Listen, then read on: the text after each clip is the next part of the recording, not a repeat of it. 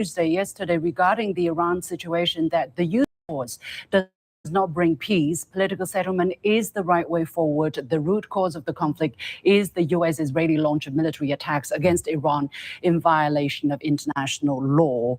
Mr. Zhou Bo, let me turn to guest here in the studio. How do you look at the role of China? And China's stance is actually not a surprise. China has always called for seize, talk, and ensure. But what kind of specific role has China played?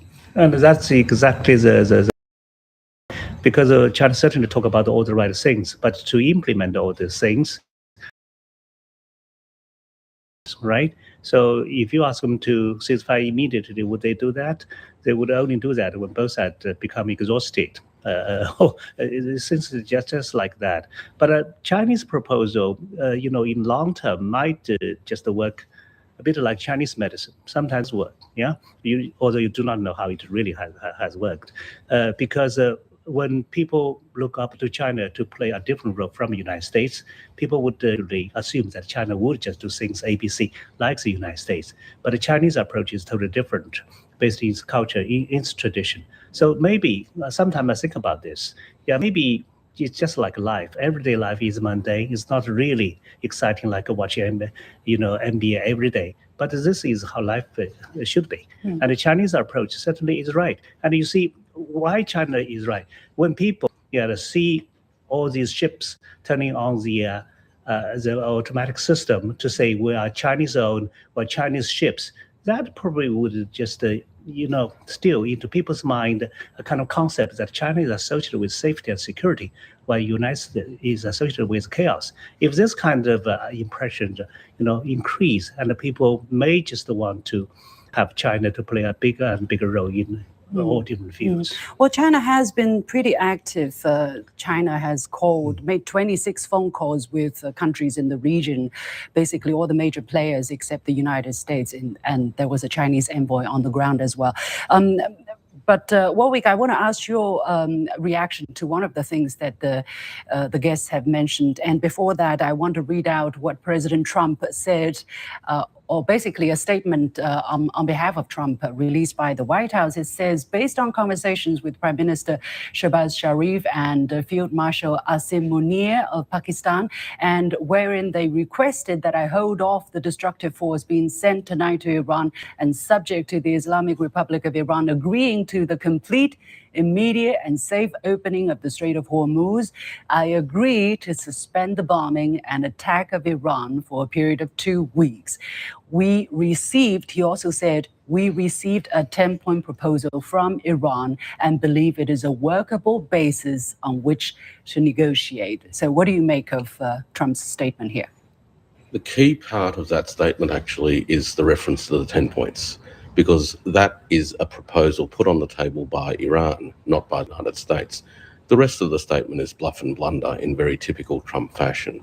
And what this symbolizes or tells the world is that at this juncture of this conflict, the United States actually does not have a strong hand to play, and that it was in fact Iran that called the bluff of the Americans. It's very important to understand the military dynamics and the resourcing dynamics that have played out in the region so that we can appreciate why we are here today talking about this ceasefire.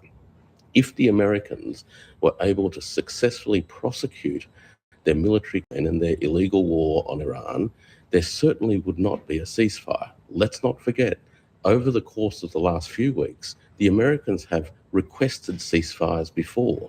It is the Americans that have sought a temporary cessation of hostilities, not the Iranians. Now, the other point about China's role is we wind ourselves back a week or so, and there was an original 5-point proposal developed by the Chinese foreign minister and his counterpart when they got together. From Pakistan. From Pakistan. And I think that it's important to understand that as part of a process. As Zhou Bo has said, the Chinese approach is to work through the situation to try to shape the conditions where the problems of not only diminished trust but destroyed trust can be at least partially repaired so that people can begin talking again. And once you can create that environment, then you can move forward with the kinds of things that we've now seen. I want to turn to Professor Izzadi in Tehran. Why has Iran finally agreed, to sit down and talk to their U.S. counterpart, given the kind of mistrust, right, the complete loss of trust on the Iranian side about negotiations in general? That's a very valid question, a valid point. Iran was attacked in the middle of negotiations 2 times. There was a diplomatic solution available before this war. If you listen to Omani's foreign minister interview with CBS News, the American television, he said that an agreement was available within 24 hours. The Trump administration thought they can attack Iran and overthrow the Iranian government in 3 days. This is what Trump said. They failed. Iran is basically trying to provide an off-ramp, an exit for Trump, because at the end of the day, Iran is not interested in fighting the United States or Israel. Iran wants to make sure that Iranian rights, Iranian borders, Iranian oil is where it's supposed to be, not in the hands of Trump. And everybody is realizing that this was a huge policy mistake by the Trump administration. So Iran is providing an opportunity for Trump to correct the huge mistake he made. We have 2 weeks to see whether this is another deception operation, the way we experienced it 2 times with the previous negotiations, or this time the United States is actually serious about negotiating. And if Iranian officials realize that the Trump administration was just wanting a break and they have not changed their anti-Iran policy, then we'll have war again.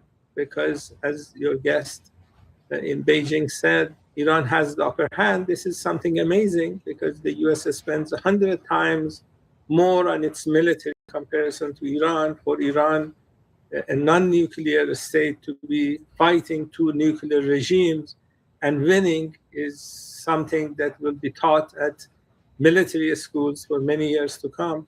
But this is what we have. So the hope that Iranians have is that the Trump administration uses these 2 weeks, realize that their policy with regard to Iran need to change, and then they go overtake Greenland or Canada, or maybe correct their policy altogether. Who knows? Zoon, what is your take of the kind of rate of success, let's say, for the Islamabad talks, given the very bad track record? Do you think really the negotiations will take place, first of all? And secondly, what's the likelihood that they're going to reach some kind of conclusive agreement within 2 weeks? No, I mean, there's a lot to unpack on that.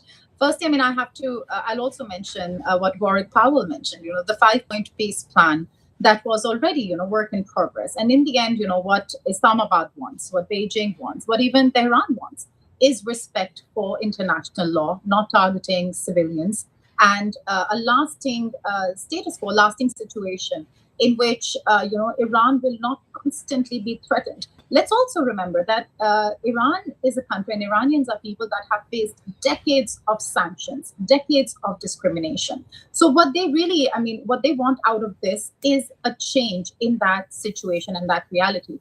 And with President Trump mentioning the 10-point plan proposed by Tehran, what we can see is that maybe, for a president who does not want to lose the midterms, who was in a deeply unpopular war, 90% Democrats opposed, more than 50% Republicans opposed, the international community opposed, genocidal threats, all of that, he really did need an off-ramp. And this is an opportunity that Iran also capitalized on. That said, can the Islamabad peace talks really be successful? I think it's also about what we define as success. There are a lot of, what we know about the 10-point peace plan, right? A proposal by Tehran. There are maybe some aspects that would be very difficult for the Trump administration to accept. For example, all sanctions being removed from the country, or giving Tehran, the ability to completely control the Strait of Hormuz. So I feel eventually it's possible for these 2-week dialogues to be successful if both sides meet slightly, in a position that's more acceptable for the other. But there's a motivation incentive on both sides to move forward from this. I have to mention, though, that we do not know the official content of the 10-point proposal. We have the Iranian version, we have the international, the mainstream media version. We also have that's the thing. Everybody is kind of guessing. Everybody's kind of guessing. So, Mr. Joe Bohr here, I want to come to you. Are you optimistic that these talks will happen, first of all, and they will be useful, given also the positions of the two sides being actually quite wide apart? I'm somewhat optimistic in that no war will last forever. And I think the best indicator about how long this war will last is actually the rescheduled visit of Donald Trump, which on is his wish. Yes, that at least there is a timeline, right? Of 14th of May. When this announcement was made, it was actually more than a month and a half. And so that is his calculation, right? So the only thing that is his timetable. But given that, he's threatened to destroy Iran's civilization. Just 10 hours ago. So it shows actually we are at the height of the tension.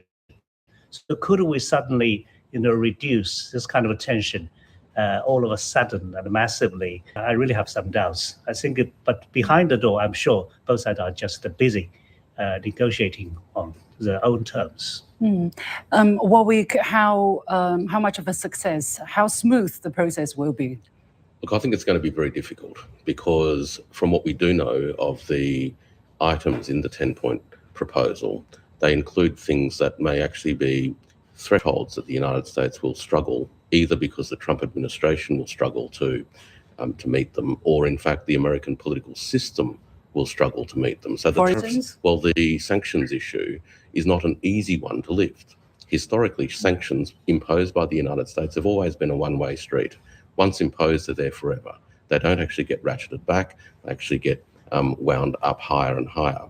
The other issues... But there was this exception to the Russian oil sanction, which shows how desperate the situation had become for the United States. And it was only temporary, and we'll see how long that lasts.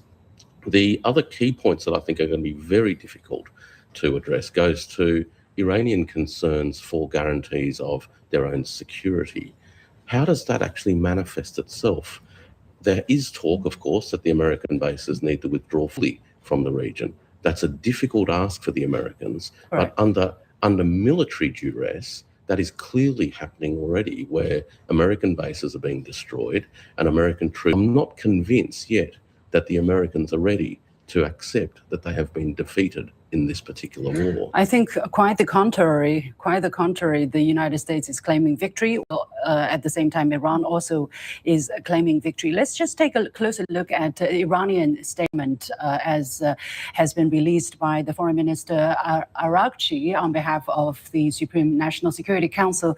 He says, if attacks against Iran are halted, here you can see it. If attacks against Iran, I didn't say whether it's from the United States or from Israel, it just says attacks against Iran.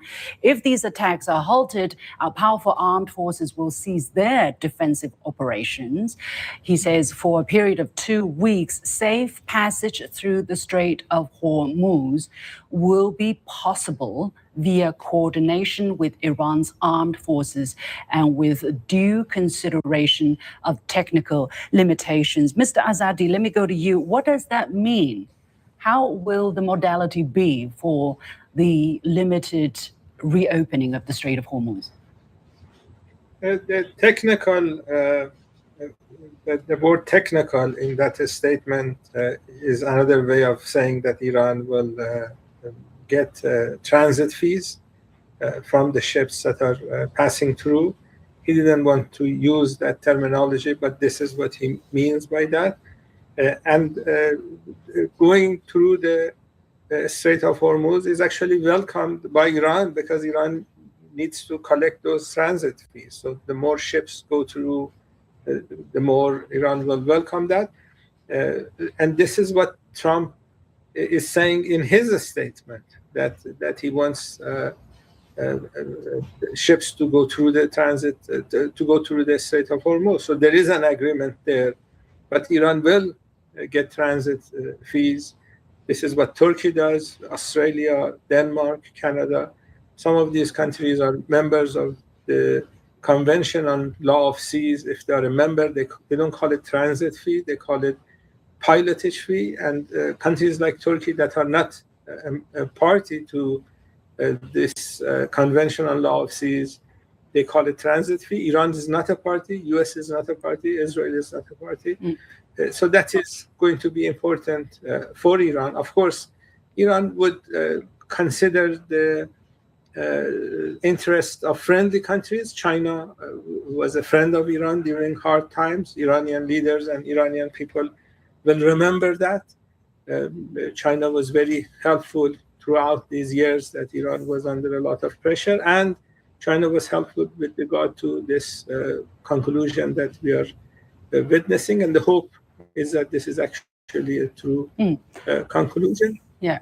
Overall, I think we can move forward with the new realities on the ground. The new realities on the ground is that many of these U.S. bases are destroyed.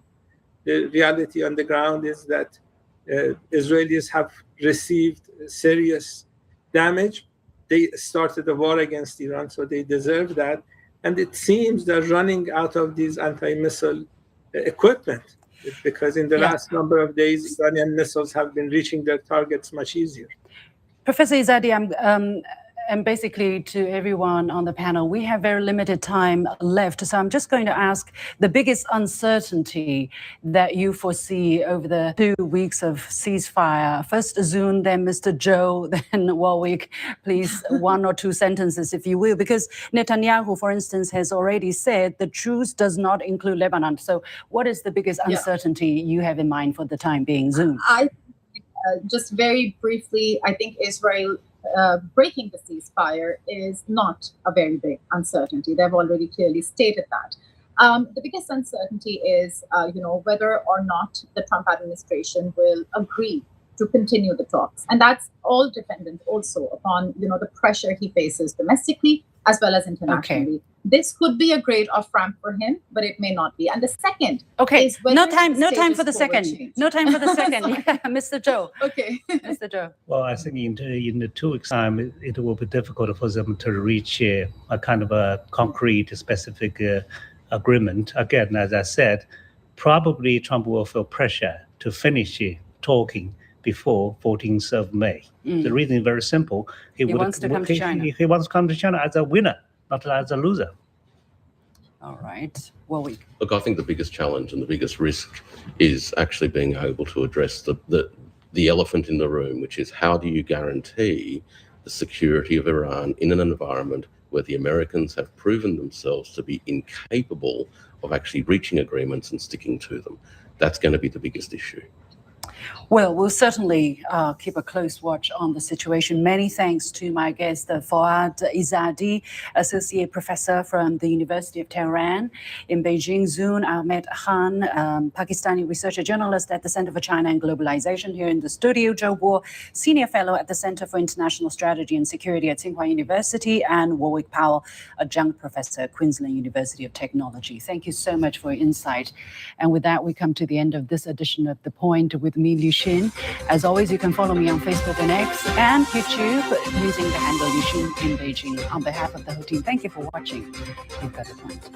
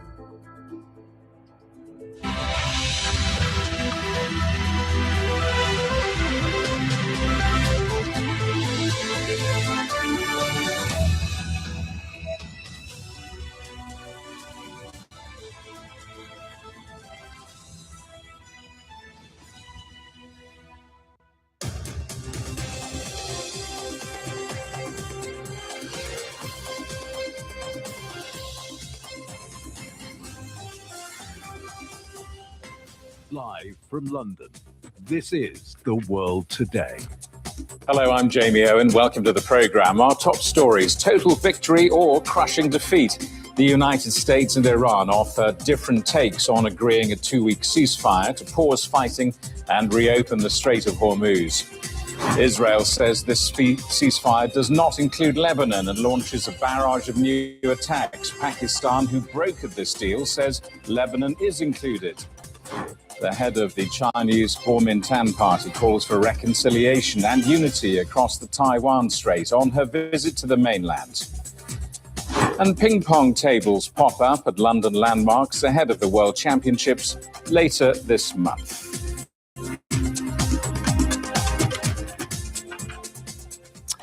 The United States and Iran have agreed a 2-week ceasefire, which includes the reopening of the Strait of Hormuz. President Trump announced the deal just ahead of his own deadline, claiming the US had achieved a complete victory. Tehran says it'll end fighting, but described the deal as a crushing defeat for Washington. Israel says it supports the deal to end strikes on Iran, but that it does not include Lebanon. However, Pakistan's Prime Minister, who played a key role in these talks, says Lebanon is included. The talks are now scheduled to take place in Islamabad between Iran and the United States. Israeli forces say they've carried out their largest attack in Lebanon since this conflict began. Well, our correspondent Jen Copestake is following the story.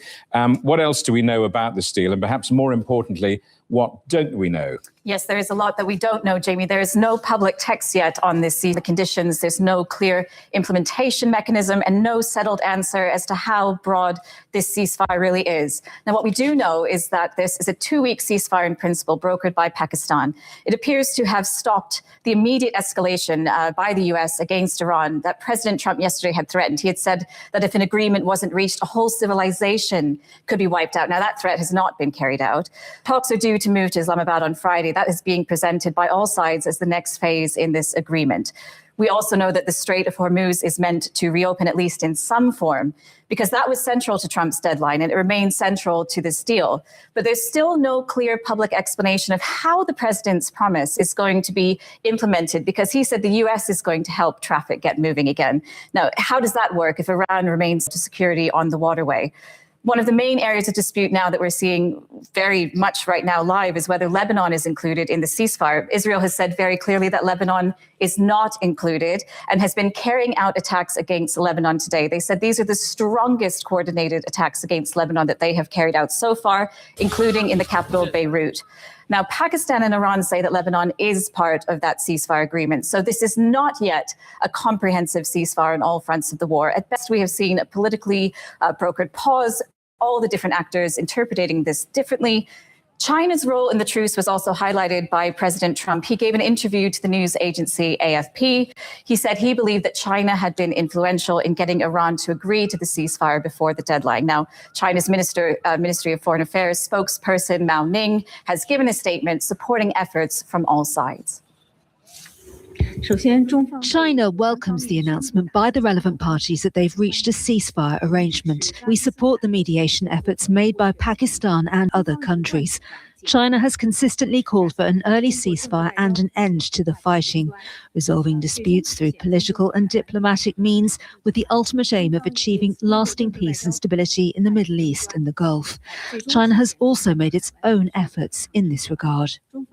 And beyond the reaction from China, a lot of other international response to this announcement. That's right. There's been a joint statement just recently by the leaders of France, Italy, the UK, Canada, Denmark, Netherlands, Spain, the European Commission and the European Council, as well as Japan, saying we welcome this 2-week ceasefire with the United States and Iran today, thanking Pakistan and all the partners involved for facilitating this important agreement. Now, those countries and those organizations are saying that the goal now is to negotiate a swift and lasting end to the war in the coming days, and this can only be done through diplomatic means.